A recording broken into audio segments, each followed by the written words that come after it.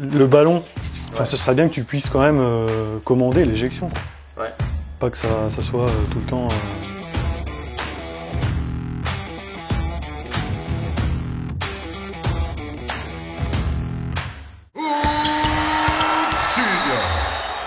Bonjour à tous et bienvenue dans l'épisode 8 de Pimp My Court. Vous avez fait quelque chose d'incroyable dans les dernières vidéos, vous avez tous écrit référencement. Vous avez fait plus de commentaires que toute la série en elle-même sur la dernière vidéo, c'est pour ça qu'on a été en tendance assez vite. C'est celle qui a le plus de vues aujourd'hui, donc merci beaucoup. Je sais que vous attendiez énormément le résultat du terrain, donc je vais vous le montrer un petit peu. Là, il n'est pas ensoleillé parce qu'on est le matin, mais sur Instagram, je vous ai enfin mis la photo du drone, donc vous allez pouvoir le voir ensoleillé. Il y a même un avant-après. Donc on se retrouve sur Instagram pour les résultats. Au début, je voulais pas vous spoiler sur ce qui reste à faire sur le terrain, et puis finalement, je me dis que vous faites partie, comme moi, du projet, et que peut-être vous aurez des bonnes idées. Donc je vais vous expliquer un petit peu tout ce qui nous reste à faire. Donc là, on a la dalle qui est faite. On a rajouté un petit peu de cailloux là-bas. J'ai refait livrer un camion, mais ça a coûté 60 €. Il me manquait 1 mètre cube, donc j'ai pas refait une vidéo pour ça. Donc là, je pense qu'on va peut-être rajouter un peu des bancs pour s'asseoir. Ici, vous avez été très nombreux à me dire ouais, est-ce que tu vas mettre un grillage? Moi je voulais pas faire comme une espèce de prison. Et puis en discutant avec Quentin O'Crox, que vous avez vu dans les épisodes, on s'est dit que ce serait cool de faire une tribune qui va permettre de déjà d'être à niveau et d'éviter au ballon d'aller dans l'eau. Vous verrez comment on va la faire, mais on a déjà réfléchi. Dans ce qui nous reste à faire aussi, on va recycler l'ancien panier qui est là-bas. On va retirer la partie où il y a l'arceau, etc. Et on va mettre un projecteur en haut, comme ça pourra éclairer l'ensemble. Pour ce qui est du sol, je vous avais dit aujourd'hui qu'on parlerait design, mais il va falloir patienter un petit peu parce que pour des bonnes raisons et des bonnes nouvelles, il peut se passer des choses. Voilà. Je vous en dis pas plus, mais essayez de deviner dans les commentaires si vous voulez, mais il va se passer des choses. Il faudra juste patienter un petit peu. En attendant, nous on va aller faire une machine à shoot maison. Et pour la petite histoire, j'ai une grande sœur. L'ami de ma grande sœur, il est ingénieur, et quand il m'a vu dans les vidéos parler d'une machine à shoot, il en a fait une affaire personnelle, et en une nuit il a pondu la maquette 3D de ce qu'il voulait faire, parce que c'est un concepteur, donc il a imaginé vraiment la machine en partant de zéro. Il s'est un peu documenté sur ce qui se faisait. Donc on va essayer de construire une machine à shoot maison pour bien moins de 500 €. Je crois qu'on est à 350 € à peu près. Donc on va se donner rendez-vous dans son atelier et puis on va voir ce qu'on est capable de faire. Alors je vais me sentir un petit peu moins utile parce que vraiment je ne connais pas grand chose en électronique. Je vais être vraiment spectateur comme vous aujourd'hui, mais je pense que ça va être très intéressant. Je pense que ça va tenir sur 2 épisodes. D'une part parce qu'on n'a pas reçu toutes les pièces et qu'aujourd'hui, si on arrive à aller jusqu'au moment où on fait le test du lanceur, ce sera déjà pas mal. Donc on se donne rendez-vous dans l'atelier de Rémi. Ce que j'ai prévu, c'est de faire la partie lanceur en fait. Ouais. C'est vraiment la partie qui va éjecter le ballon. Évidemment, tu l'as jamais fait, mais t'as confiance en ce qu'on va faire ou? Je pense que ouais, ça devrait aller. Bon, au niveau des moteurs, il y a un moteur de récupération que j'avais déjà, qui est un peu puissant, je pense. C'est du 800 watts sur 36 volts. On n'a pas besoin de ça, je pense, pour éjecter un ballon. Bon, je pense que ça devrait fonctionner comme il faut. J'ai commencé par regarder en fait ce qui se faisait au niveau des machines du commerce. Donc je suis tombé sur ce modèle-là. Ce qu'on voit, c'est qu'il a 2 roues. On voit pas l'autre moteur, mais il doit être de l'autre côté. Ouais. Ce qu'on voit aussi, c'est qu'on a quand même vraiment un tuyau qui guide le ballon. Donc ça, c'est pas forcément évident à faire. Et aussi, ce qu'on voit, c'est que les roues, en fait, elles ont une forme incurvée pour bien épouser la forme du ballon. Et du coup, vraiment le guider quand on le lance, quoi. Et c'est pour ça qu'il n'y a que 2 roues. Il y a que 2 roues. On va utiliser 4 roues, 2 de chaque côté. Okay. On a du coup 2 points de contact de chaque côté, et en fait on crée une ligne et on vient guider correctement le ballon. C'est une représentation, hein, c'est pas vraiment détaillé.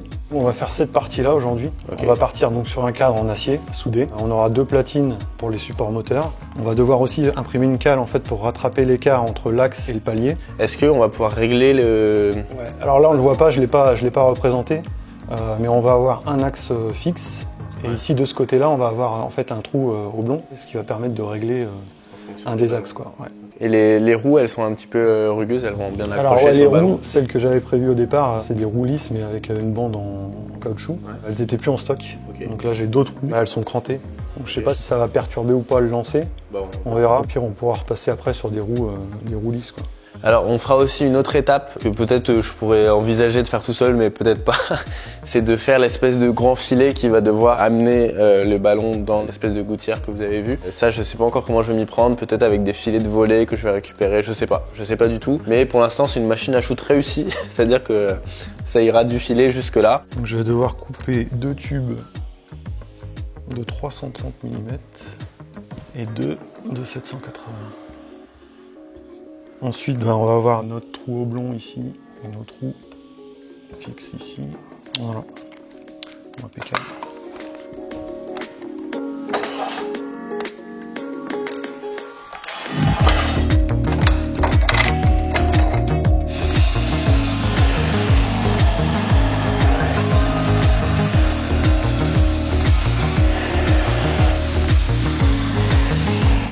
On va s'imprimer le gabarit pour faire les platines pour les moteurs. On va construire vraiment le cadre qui va supporter en fait les moteurs et les roues. Et là du coup, donc là on est fixe de ce côté-là, ouais. Et de ce côté-là on va devoir scier ici pour faire vraiment avoir un réglage. C'est vraiment très intelligent. Tu seras quand même obligé d'utiliser des outils pour régler quoi. Oui, bah on va pas faire un truc téléguidé avec le téléphone. Après j'ai pensé à d'autres trucs. Bah raconte hein. Le ballon, ce serait bien que tu puisses quand même commander l'éjection quoi. Ouais. Pas que ça soit tout le temps. Si tu peux avoir, je sais pas, une télécommande qui te libère la balle en fait, ça pourrait être sympa. Je suis en train de réfléchir à ça. Alors il y aura peut-être beaucoup plus d'épisodes que ce qu'il y a déjà eu, on verra ça.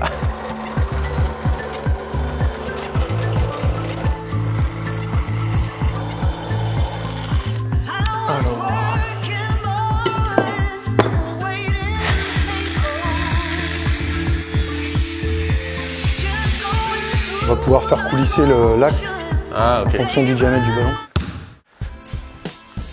Bon, Rémi, il vous le dira pas, mais le logo qu'il a dans le dos, c'est le même que celui qui est là. C'est ISO Design. Donc il va pas vous faire des machines à shoot en série, mais si vous avez besoin de conception, vous pouvez aller sur le site, si le chien est d'accord. Bon, je suis en train de terminer les roues. Je pense définitivement que, un, je suis pas fait pour bricoler, et deux, que les ballons vont bien accrocher parce qu'elles sont un petit peu dentées. Je pense que ça va être mieux même que celles qui étaient... Ouais, je sais pas, on va voir. Moi j'ai peur que l'écran en fait ça fasse n'importe quoi. Bah je sais pas parce qu'ils sont assez réguliers quand même. Donc, bah, on verra. On va tester, hein. On va faire des tests. À la fin de la vidéo, normalement, si on a bien bossé aujourd'hui, on peut faire des tests. Donc, on va avoir 2 paliers comme ça, 2 ici, et pareil 2 ici. Donc du coup avec notre réglage, on va avoir ici cet axe là qui va pouvoir glisser suffisamment pour absorber les différentes dimensions de ballon.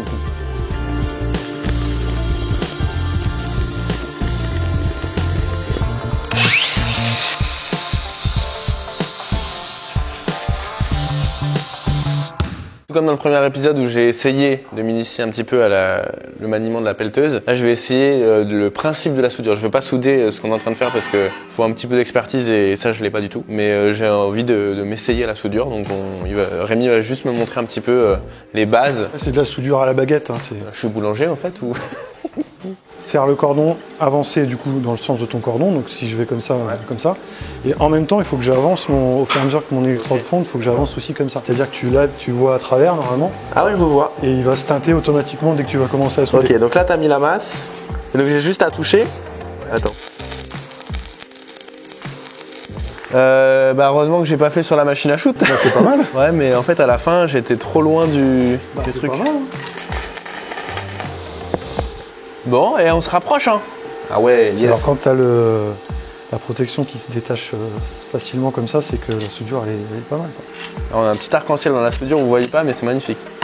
Juste avant qu'on recommence, j'avais envie de vous montrer un petit extrait qu'on a retrouvé pendant qu'on mangeait, pour vous dire que la machine à shoot, c'est pas un truc qui date d'hier. Il y a très longtemps, mais je sais pas quel âge j'avais sur cette vidéo, peut-être j'avais 8 ou 9 ans. J'avais tenté de me construire une machine à shoot, donc petite séquence émotion, je vous mets un extrait de quand j'avais voulu faire une machine à shoot il y a, je sais pas, 15 ans.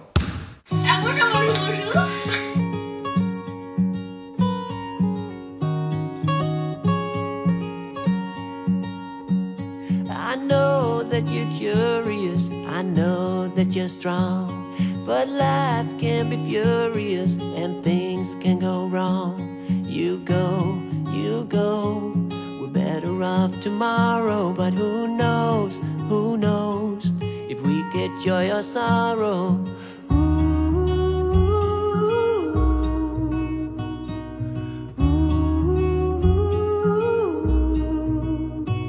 Stay true to that fire in your heart and your soul. Don't drench your desire in what you can't control. We fly, try so hard to get there and we might.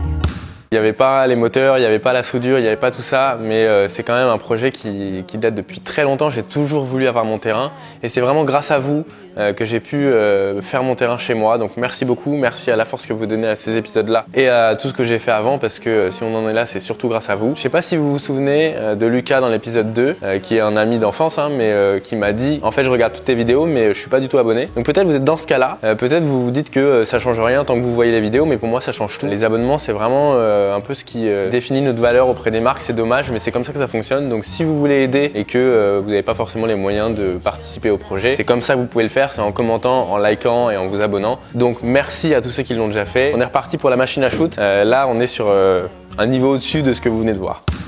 Et ça me permet du coup d'avoir vraiment la position de mes trous comme il faut, quoi.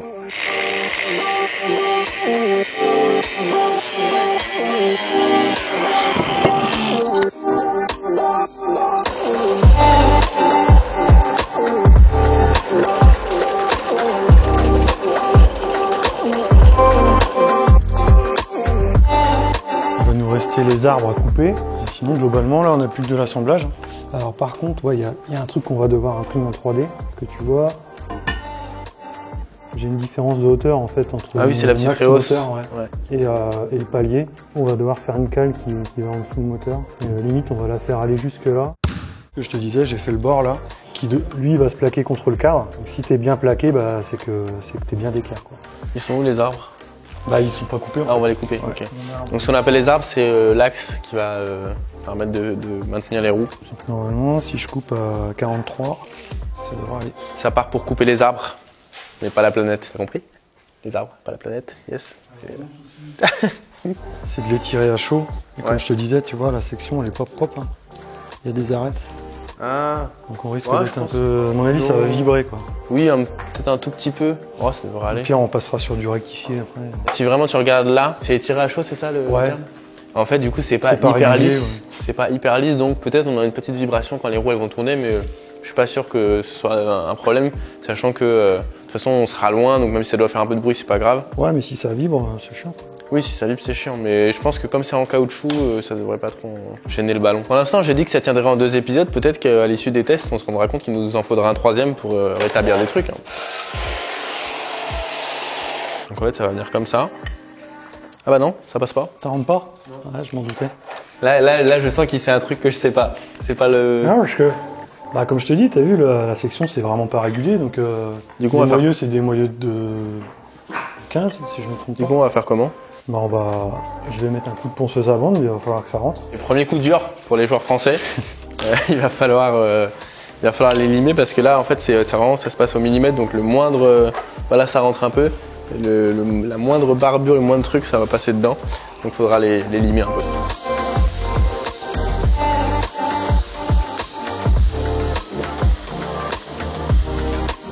Donc là, a priori, ça passe. Parfait. On est bien.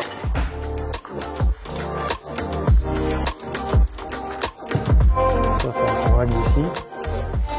Bon, donc là, on va essayer de positionner les roues en fonction du ballon. Sachant qu'il faut qu'on ait quand même une petite pression sur le ballon, je pense.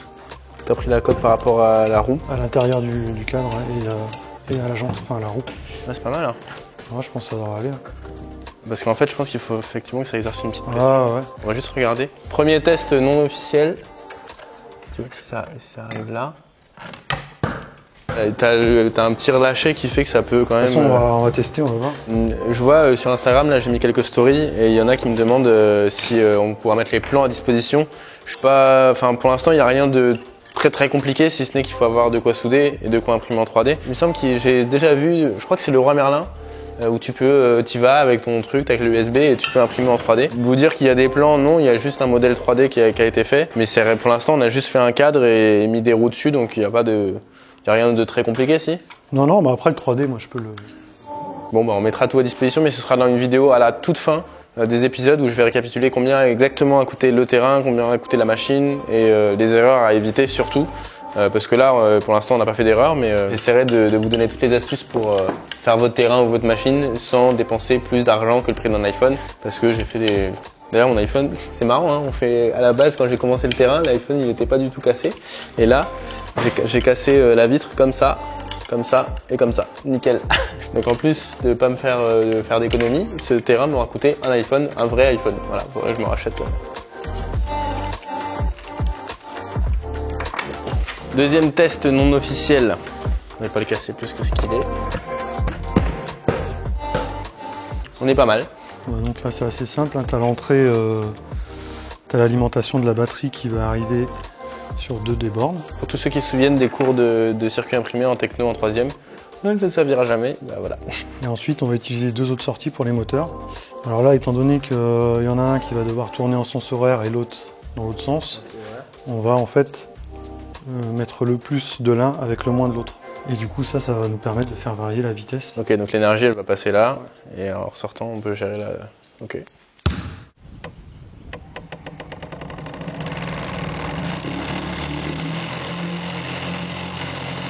Comme je te disais, du coup ça vibre, mais là je pense que c'est vraiment dû à l'arbre. Ouais, qui est un peu voilé. Ouais, il est vraiment pas, c'est pas adapté quoi. Donc ce qu'on va faire, c'est qu'on va changer les arbres. On va mettre des arbres usinés, ce sera beaucoup plus adapté quoi. Là pour le test ça devrait aller, non? Pour le test, ouais, on va tester. Ça va vibrer quoi, mais... Je vais le tenir comme ça, tu vas essayer sans te coincer un bras dans les roues, juste d'amener le ballon comme ça.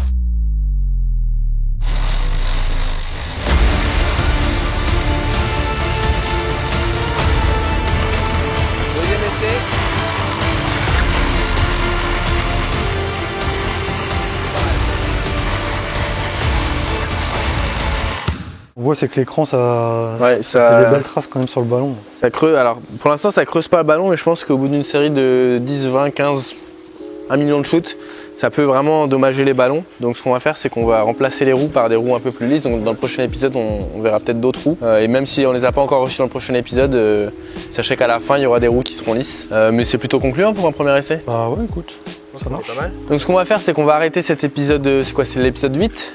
On va l'arrêter là parce que il nous faut d'autres pièces, il faut qu'on change les arbres, il faut des nouvelles roues. Bon, on les aura peut-être pas pour le prochain tournage. Il faut qu'elles soient en stock quoi. Mais sachez que pour les tests et pour l'ensemble ça suffira. Merci à tous d'avoir regardé cette vidéo. Petit rappel, je vous ai demandé de vous abonner et que c'est ça qui faisait un peu notre valeur auprès des marques. Toutes les marques ne sont pas comme ça. Il y a des marques comme Back Market ou encore Tarmac qui croient en des projets sans forcément faire attention aux vues. Ça fait vraiment plaisir d'avoir le soutien sur le long terme de marques comme ça. Donc merci à ces marques-là parce qu'on sait très bien qu'avec les algorithmes YouTube, on ne peut pas tout maîtriser. Moi, ce que je vous promets de maîtriser, c'est l'énergie et la passion que je mets dans mes vidéos. J'essaie de vous fournir un maximum de qualité, même si des fois je le monte dans la nuit, j'essaie de faire des choses les plus propres possibles. Si vous avez des pistes d'amélioration, n'hésitez pas à les donner. En attendant, abonnez-vous. On se retrouve pour l'épisode 9, pour la fin. La suite en tout cas de la machine à shoot, la fin je sais pas parce qu'il nous reste encore peut-être d'autres épisodes. Je vous mets le site de Rémi dans la description. Allez faire un tour si vous avez des demandes particulières de conception. Vous pouvez lui envoyer un message également sur Instagram et il se fera un plaisir d'en faire une affaire personnelle comme ma machine à shoot. Ciao!